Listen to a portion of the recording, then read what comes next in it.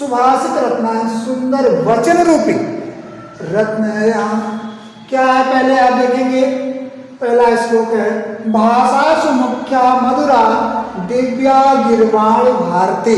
भारती का अर्थ होता है भाषा, गिरवाण माने होता है देवता, गिरवाण भारती माने देवताओं की भाषा, अर्थात देवता लोग किस भाषा में बात करते थे, देववाणी से कहा था यानी संस्कृत। उस संस्कृत की चर्चा करते हुए इस श्लोक में कहा गया है भाषा सप्तमी व्यक्ति है, बहुवचन भाषाओं में मुख्य, मधुर और अलौकिक या जिसे हम कहते हैं देवलोक की भाषा, वह कौन सी भाषा है? संस्कृत भाषा, गिरवाण भारती संस्कृत भाषा।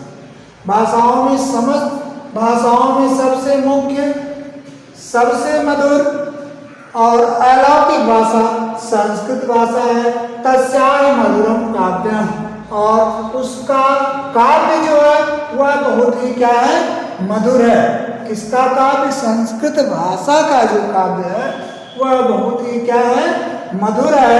तस्मात् अपि सुभाषित, तस्मात् माने उससे भी, किससे भी, जो संस्कृत भाषा का काव्य है स्वयं क्या है? वो बहुत ही मधुर है। लेकिन उस संस्कृत भाषा के काव्य से भी अगर अधिक मधुर कोई है तो उसके सुभाषितम, सुभाषितम माने क्या होता है? सुंदर उक्तियां, उसके सुंदर वचन जो है वह उसके काव्य से भी, उसकी सूक्तियां या सुंदर वचन मधुर है। तो फिर से एक बात देख लेते हैं, इसमें आपको लिखना क्या रहेगा?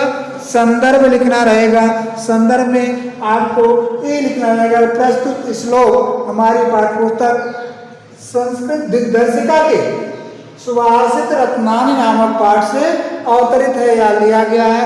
1 नंबर इसके लिए आपको मिल जाएगा।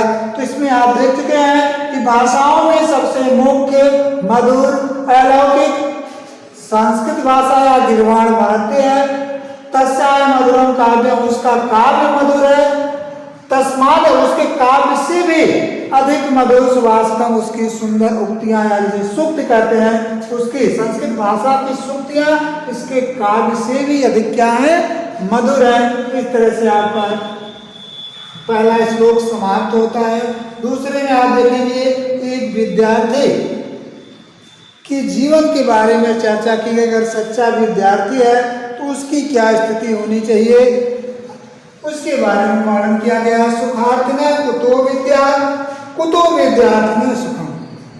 विसुखार्थी वा त्यजेत विद्या, विद्याम विद्यार्थी वा त्यजेत सुखम। बिल्कुल ठीक कहा गया श्लोक में। सुखार्थिने कुतो विद्या, सुख चाहने वाले को, सुखार्थी सुख चाहने वालों को विद्या कुतः, विद्या कहाँ? उसको ज्ञान कहाँ? जो सुख चाहने वाला है उसको ज्ञान कहाँ? कुतः विद्यार्थिने सुखम। फिर यदि ज्ञान चाहने वाला है तो उसको सुख कहाँ? और जो सुख चाहने वाला उसको ज्ञान कहाँ? विद्यार्थिने कुतो विद्या, सुखार्थिने कुतो विद्या, सुख चाहने वाला विद्या कहाँ? कुतः विद्यार्थिने सुखम। और यदि विद्यार्थी है, विद्या अर्जन करना चाहता है, सीखना चाहता है, तो फिर उसको सुख कहाँ? आप जानते हैं विद्यार्थी बेचारा क्या करता है? सुबह 4 बजे जग जाता है, दातुन किया, अन्य सारा क्रियाकलाप किया और देखते देखते चाय पीता है कि नहीं पीता है, जल्दी जल्दी चाय पिया, खाना खाया कि नहीं खाया, भागते हुए कहीं कोचिंग गया, कहीं विद्यालय गया, फिर शाम को आया तो ये विषय पूरा करना, वो विषय पूरा, उसको सुबह से लेकर के और 10-11 बजे रात तक उसको पूरा दिन अध्ययन में ही, उसको इधर उधर भाग दौड़ में अध्ययन में ही वो लगाया रहता है। इसीलिए यहाँ कहा गया है अगर सुख चाहता है, सुख चाहने वाले को विद्या कहाँ? और विद्यार्थी अगर तो विद्यार्थी को सुख कहाँ? इधर कहा गया सुखार्थी वा त्यजेत विद्याम, विद्याम त्यजेत सुखार्थी। जो सुख चाहने वाला है उसे विद्या त्याग देनी चाहिए। अर्थात सुख चाहने वाले को विद्या का अध्ययन नहीं करना चाहिए, उसे विद्या त्याग देनी चाहिए। क्योंकि विद्या किससे प्राप्त होती है? बहुत लगातार उद्योग, लगातार हम परिश्रम करते हैं, निरंतर प्रयास करते हैं, तभी हम विद्या ग्रहण कर सकते हैं। और हम अगर चाहें कि हम 8 बजे तक सोएं, फिर शाम को ही जो शाम होते ही सो जाएं, दोपहर में भी सोएं, सुख सुविधा की बहुत आप अगर इच्छा करेंगे तो फिर आपको विद्या या ज्ञान प्राप्त नहीं होगा। ज्ञान प्राप्त करना या विद्या अध्ययन करना तो योगी ऐसा कार्य होता है, उसमें आपको कठिन तपस्या, ज्यादा मेहनत निरंतर करनी पड़ती है। इसीलिए कहा गया कि सुख चाहने वालों को विद्या कहाँ, विद्यार्थी को सुख कहाँ, विद्या चाहने वालों को सुख कहाँ, सुखार्थी वाक्य जीत विद्या, सुख चाहने वालों को विद्या त्याग देनी चाहिए, विद्यार्थी वाक्य जीत सुख। और अगर विद्यार्थी है यानी विद्या चाहता है, ज्ञान चाहता है, तो फिर उसको सुख त्याग देना चाहिए, उसको लगातार परिश्रम करेगा तभी वह क्या करेगा, विद्या अर्जित कर सकता है, ज्ञान अर्जन कर सकता है। इसलिए सुख चाहने वाला है तो उसको पढ़ाई लिखाई त्याग देनी चाहिए, छोड़ देनी चाहिए। और यदि विद्या चाहने वाला यदि विद्यार्थी है तो फिर उसको सुख त्याग देना चाहिए, उसको सुख की लालच नहीं करनी चाहिए। अगले में आप देखते हैं जल बिंदु निपातेन क्रमशः पूर्यते घट खड़ा, क्रमशः धीरे धीरे पूर्णते पूर्ण हो जाता है, भर जाता है। किसके? जल बिंदु निपातेन, जल की बूंदों के क्रमशः एक एक बूंद के गिरने से घड़ा क्या होता है, पूर्ण हो जाता है, भर जाता है। स हेतु सर्व विद्यानां धर्मस्य च धनस्य च, वही है, वही रहस्य, वही कारण सारे विद्याओं के का है, धर्म का है और धन का भी है। यानी कहने का आशय क्या है, जिस प्रकार एक एक बूंद के क्रम से गिरने से घड़ा भर जाता है, ठीक वैसे ही थोड़ा थोड़ा धन, विद्या हम हर पल थोड़ा थोड़ा निरंतर विद्या अर्जन करते रहेंगे, ज्ञान सीखते रहेंगे तो एक दिन ज्ञान का भंडार हमारे भी अंदर हो जाएगा।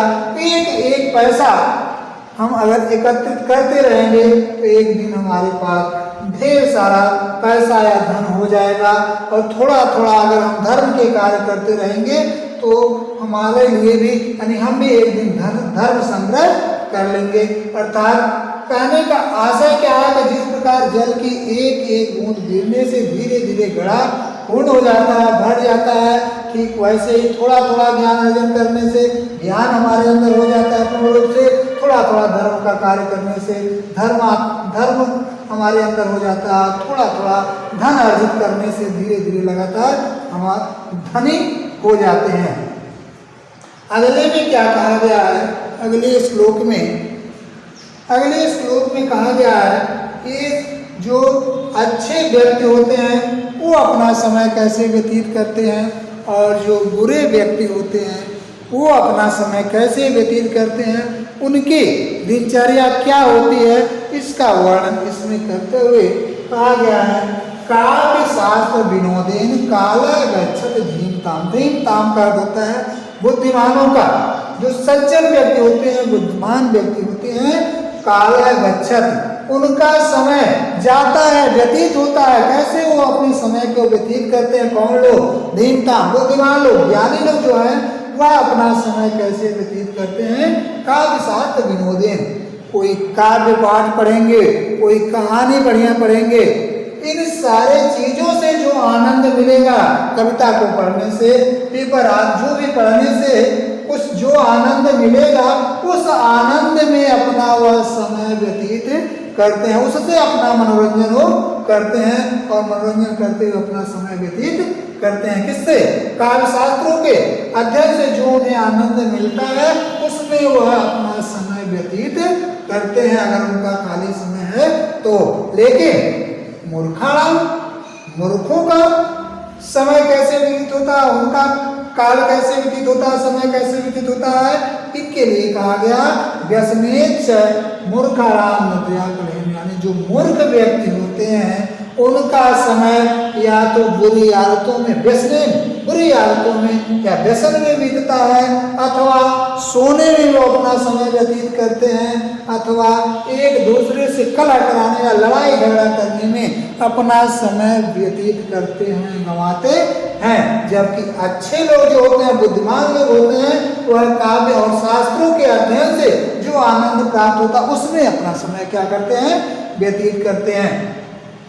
अगले श्लोक में क्या कहा गया है, न चौरहार्यम न च राजहार्यम न भ्रातृ भाज्यम न च भारकारी।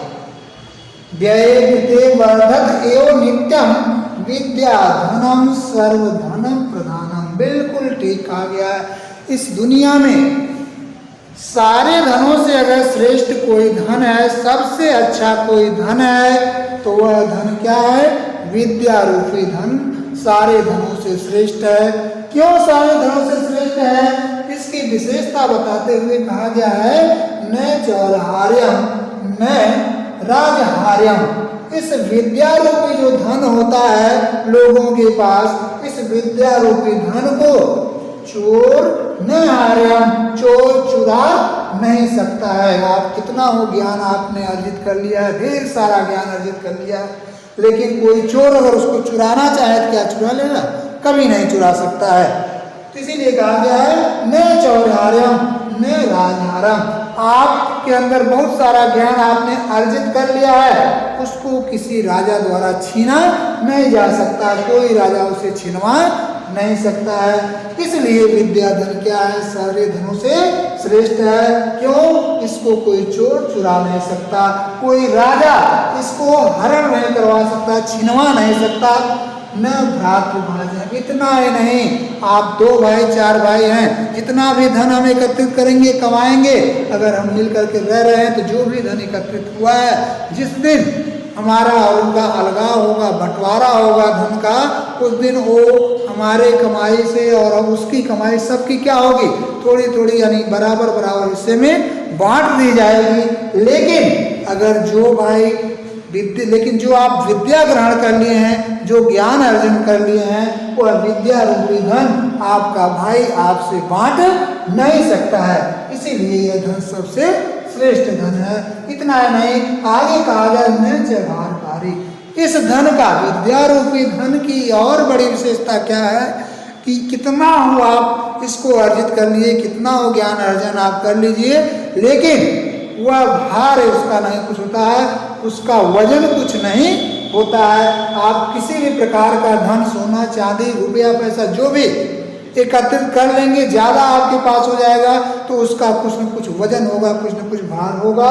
लेकिन विद्या रूपी धन अगर आपने अर्जित कर लिया, ज्ञान अर्जन कर लिया, तो वह तनिक भर भी आपके दिमाग पर, आपके सर पर बोझा की तरह या उसका कुछ वजन नहीं होगा।